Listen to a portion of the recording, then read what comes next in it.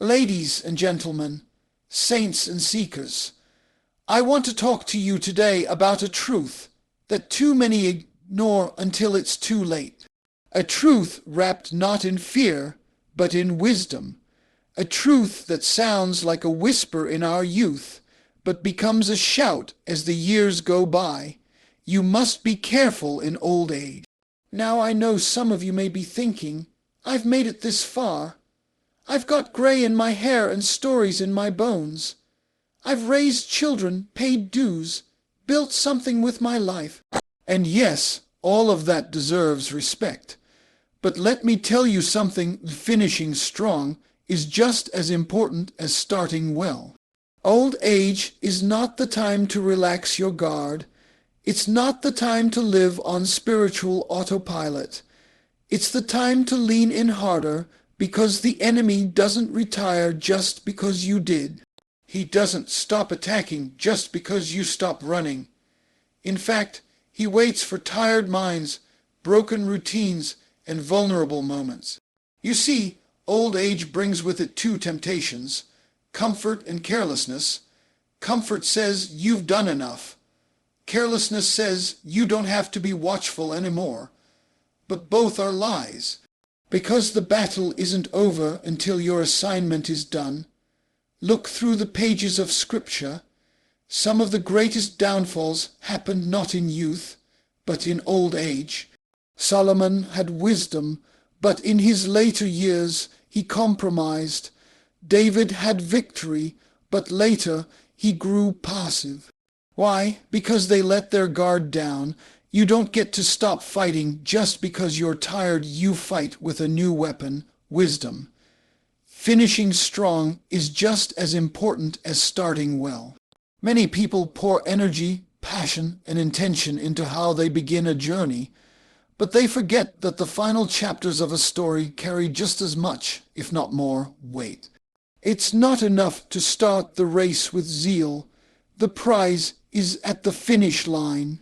Too many lives are filled with impressive starts and weak finishes, and that's because we often celebrate beginnings more than we honor endurance. In the early years of life, we tend to move fast. We're full of vision, ambition, and the hunger to prove ourselves. We take risks, we push boundaries, and when we stumble, we get up quickly because youth has a short memory and a big engine. But age slows things down. The body doesn't recover as fast. The mind holds more memories, not all of them good, and the heart may carry more weight than before.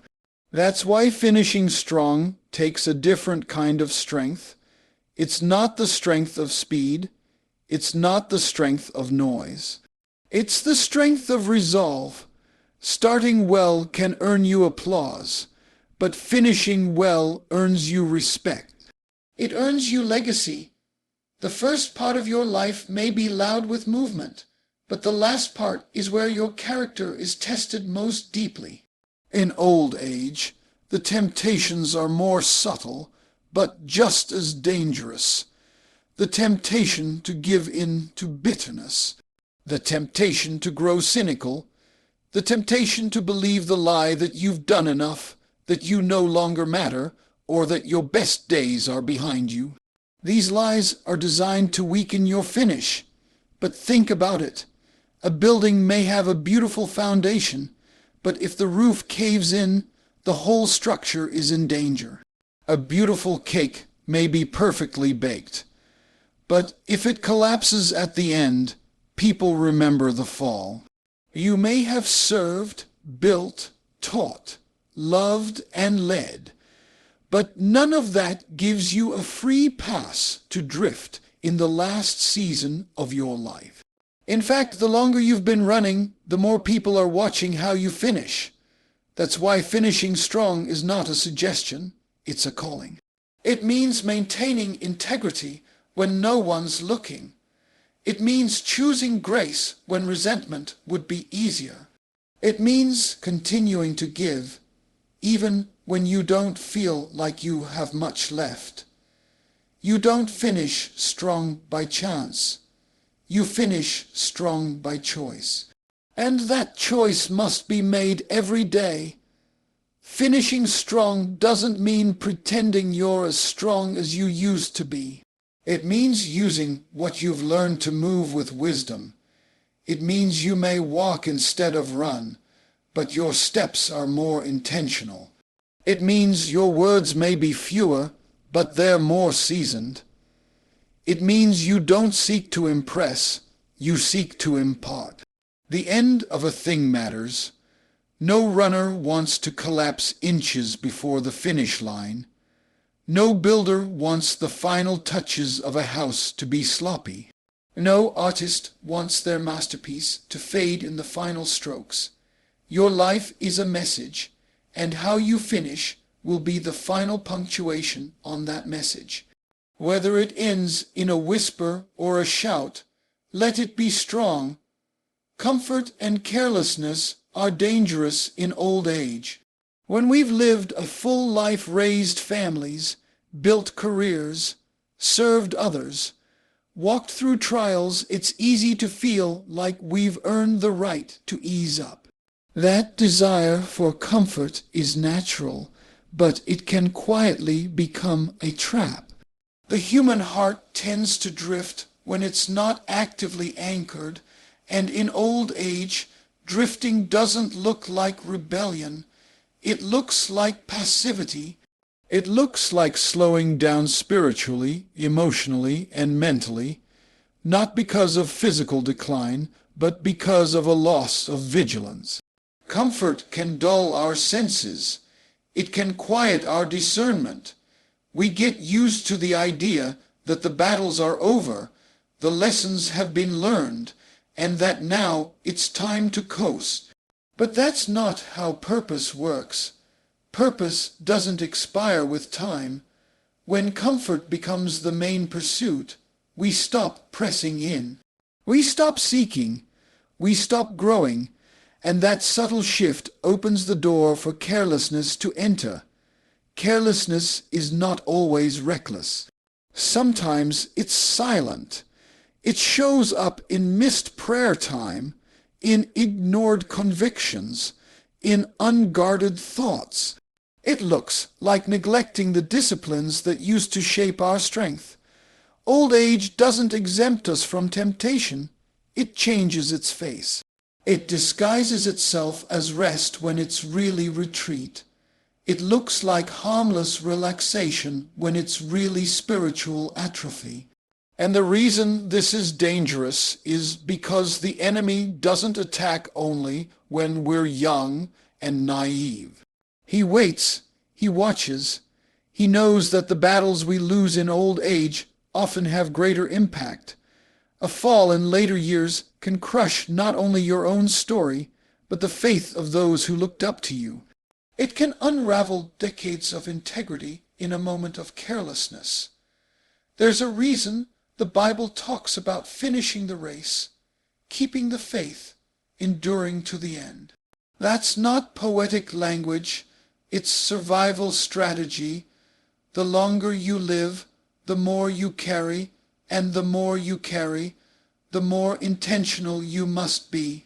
If a soldier walks through a battlefield with his armor down, no one says, "Well, he's been fighting a long time. He deserves a break." No, they say he should know better. The longer you've been in the fight, the more you're expected to walk in wisdom. Comfort can also make us complacent in relationships. In old age, we sometimes stop pursuing deeper conversations, stop reconciling unresolved wounds, stop mentoring the younger generation. We tell ourselves they'll figure it out like we did. But wisdom not shared is wisdom wasted. And if we grow careless with our words, our silence can speak the wrong message. The younger eyes watching us don't just want to know how we began, they want to see how we finish. They want to see if the fire still burns when the pace slows down. Carelessness can creep into our moral decisions too. We begin to think certain things don't matter anymore. Maybe we justify shortcuts or speak with less restraint. Maybe we let bitterness set in where forgiveness used to flow.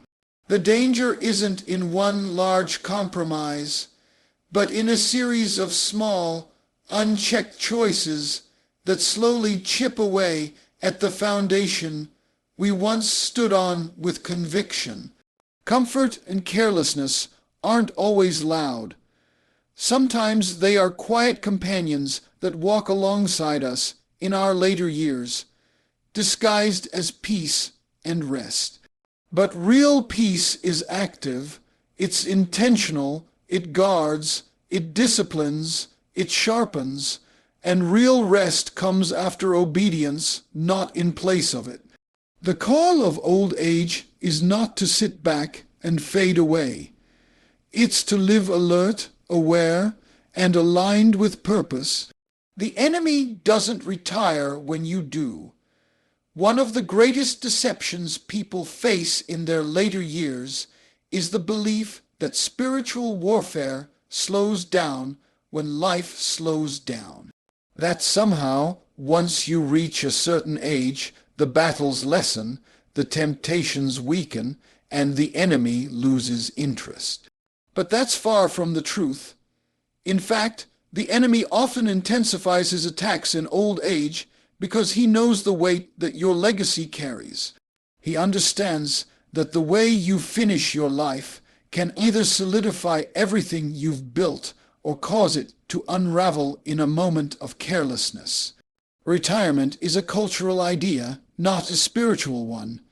You may retire from your job, from public service, from daily routines that once filled your time, but you never retire from being a child of God. You never retire from spiritual alertness. You never retire from purpose. And because you're still in the fight, the enemy stays in pursuit. He studies your patterns, your wounds, your history. He knows where you're tired, where you're vulnerable, and he waits for the opportune time. His strategy isn't to scare you in old age. It's to lull you into false security. The enemy comes after the mind in these years. Doubts start to whisper, did your life really matter? Did you make the right choices? Do you still have something to offer? He plants seeds of discouragement, hoping you'll grow weary and disconnected. He knows that isolation is dangerous, and if he can't take you out physically, he'll aim to take you out emotionally and spiritually. That's why so many fall into depression, regret, or spiritual apathy in the later seasons of life. It's not always due to circumstance. It's spiritual warfare in disguise. He also attacks relationships. Lifelong friends drift. Family members misunderstand. People you once leaned on may no longer be around. The enemy uses these moments to sow division, bitterness, or withdrawal. He wants you to disconnect from the people who could help you stay sharp and faithful. If he can't destroy you outright, he'll try to isolate you, because he knows a lone sheep is an easy target. One of the enemy's favorite tactics in old age is to use your past against you. He brings up mistakes you thought were buried. He reminds you of moments of failure, hoping to drown your joy and steal your peace. And if he can't trap you in guilt, he'll try to feed your pride, getting you to rely on your past accomplishments instead of present obedience. Either way, he's trying to get you off course. He also knows that your voice has influence. Your wisdom has weight. Your presence in the lives of others carries power. So if he can get you to go silent, to disengage, to stop pouring into the next generation, he has succeeded in muting a messenger. He wants you to believe that your time is up, so you won't leave the mark you are meant to leave. The spiritual realm does not recognize earthly retirement. Your calling may look different, your pace may change, but the battle continues. The enemy doesn't back down when you grow older. He adjusts his methods. He becomes more subtle, more patient, more strategic. He doesn't need to tempt you with wild sin. He just needs to convince you to stop watching, stop praying, stop pressing in. That's how he gains ground. The enemy understands that the final chapter of your life holds the power to influence generations. He knows that if he can cause a stumble at the end, it can overshadow decades of faithfulness in the eyes of others. That's why you must remain vigilant, not out of fear, but out of awareness. Wisdom is your greatest weapon in later years. While youth often relies on strength, speed, and energy, age is gifted with the depth of experience, perspective, and discernment. These are not small advantages. They are powerful tools when wielded with intentionality. In a world that glorifies the fresh and the fast, wisdom cuts through noise like a sword. It does not shout, but it speaks with authority. It does not move hastily, but it always arrives on time. In later years, when the body may slow and the crowds may thin, wisdom becomes the strength that still stands tall. Wisdom is more than just accumulated knowledge. It is truth refined by trial. It is clarity earned through tears, tests, and time. It is the ability to see through facades, to recognize patterns, to detect dangers that others may miss. It discerns motive beneath behavior, intention behind words, and consequences before actions are taken. And it is precisely this kind of insight that becomes invaluable in old age, not just for yourself, but for those around you. The younger generation doesn't just need more information. They need direction that's rooted in lived truth. In old age, wisdom becomes a guidepost. It helps you navigate transitions, respond to loss, and steward influence well. It shapes how you deal with people, how you interpret silence, how you recognize when to speak and when to be still. It helps you remain grounded in a world that constantly shifts. Wisdom allows you to respond to life, not react to it. It gives you the ability to filter what matters from what doesn't, what's urgent from what's important, what's eternal from what's temporary. The battles of later life require a different kind of warfare. They are not always fought on physical fronts, but in the mind, the spirit, and the heart. Discouragement, isolation, regret, and complacency often take the place of external enemies, and brute force won't defeat those.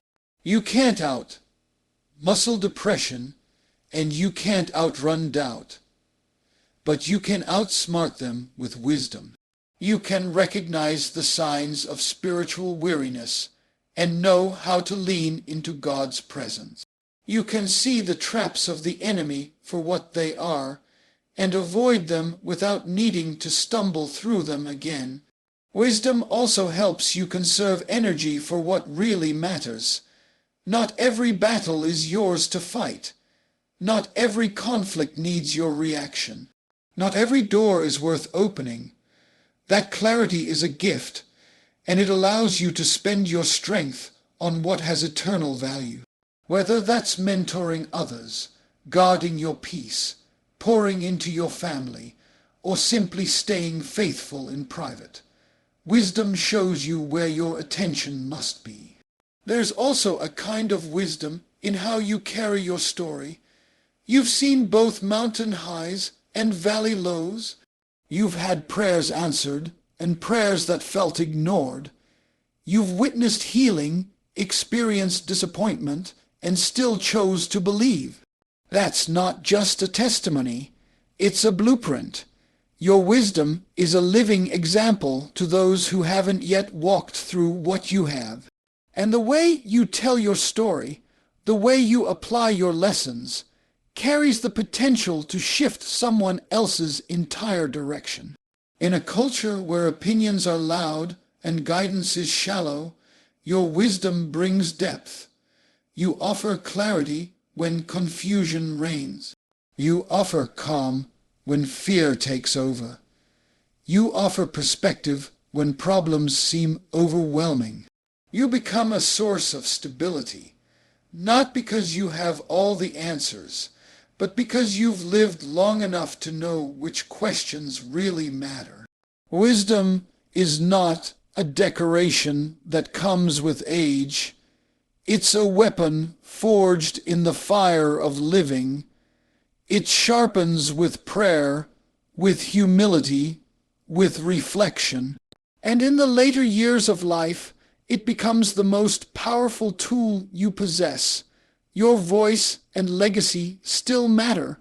With the passage of time, it can be easy to believe that influence fades, that once the crowds are smaller and the schedule quieter, your words don't carry the same weight. But that's not the truth. In fact, as the years pass and your story grows deeper, your voice becomes more powerful. It carries history, endurance, survival, and grace. It speaks not just from a place of opinion, but from a place of evidence. And that kind of voice is rare in a world full of noise, but starving for meaning. There are generations behind you looking for direction, searching for answers to the very questions you've wrestled with. They don't need perfection. They need real stories. Stories of how you made it through seasons of pain, how you stayed faithful when the path was unclear, how you dealt with failure, and how you chose to keep going anyway. Your voice carries those stories, and those stories are more than memories. They are messages that someone else desperately needs to hear. Legacy isn't about having your name on a building or being remembered in history books. Legacy is about impact. It's about the fingerprints you leave on the hearts and lives of others. And you don't build legacy all at once. You build it daily with every decision, every conversation, every act of kindness, and every time you show up when it would have been easier to sit back. What you model matters, especially in old age. Because when people see that your faith still stands, your love still flows, and your hope still shines, even after all you've been through, it teaches them that this walk is possible. Your voice still matters in your family. Whether you're a parent, grandparent, or spiritual mentor, your words have the power to affirm identity, correct with love, and instill values that last beyond this generation. You may not be able to run after children like you once did, but your prayers can still surround them. Your blessings can still cover them. Your counsel can still redirect them when they're heading off course.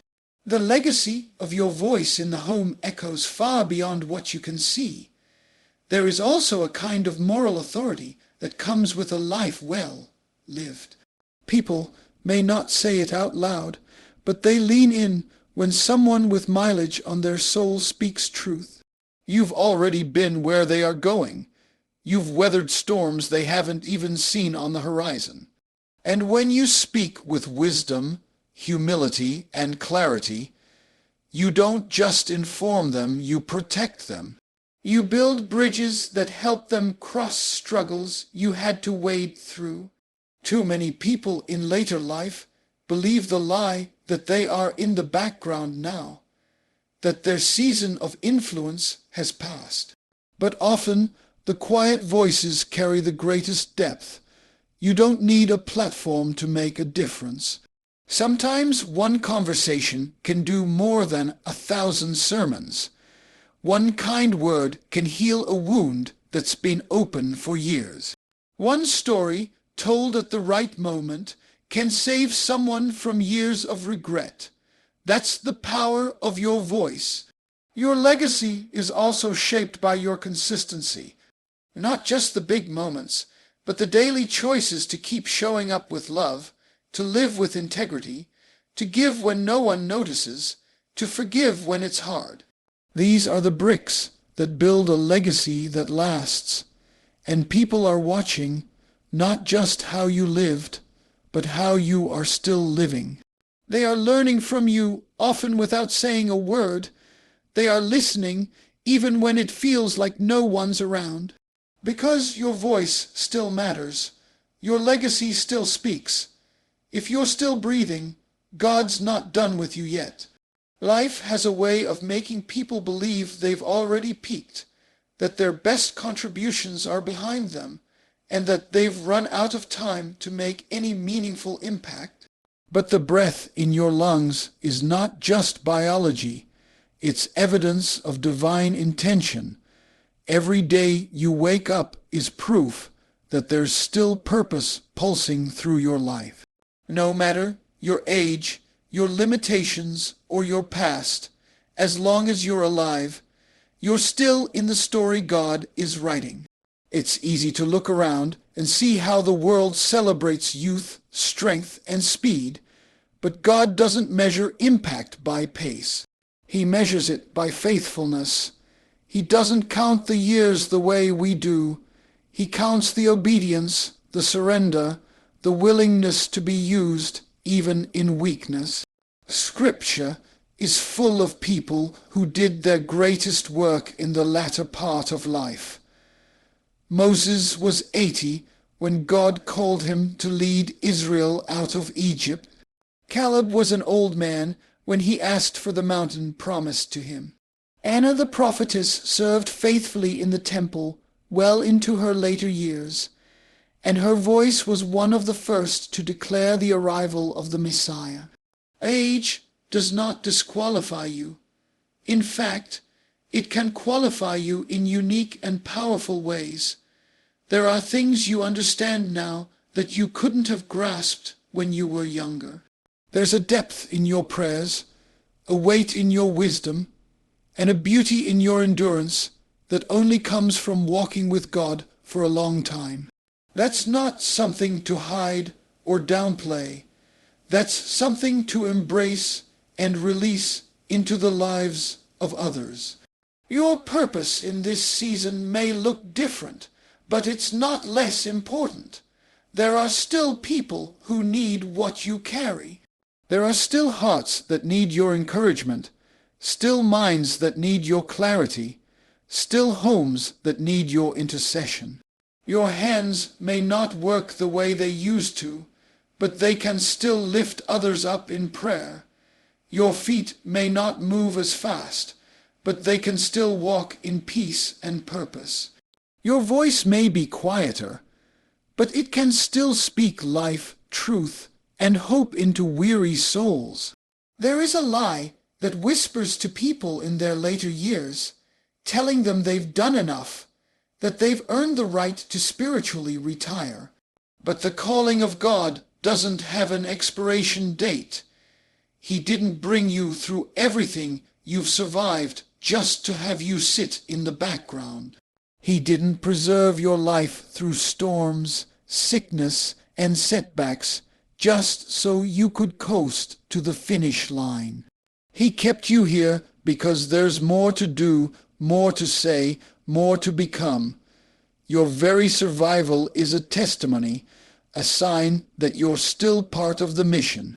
The enemy would love nothing more than to convince you that you're finished, that you've already done your part, that it's someone else's turn, that your presence doesn't make a difference anymore. But purpose doesn't retire, and the kingdom of God doesn't run out of assignments. What you've walked through, the pain, the breakthroughs, the lessons, are now tools in your hands, ready to be used to help someone else who's walking a similar path. You may not feel as strong as you once did, but strength isn't always loud. Sometimes it looks like quiet endurance. Sometimes it looks like standing your ground in prayer when others have given up. Sometimes it looks like choosing hope, again and again, even when circumstances seem unchanging. These are not small things. These are acts of purpose. These are declarations of faith. These are the very reasons you are still here.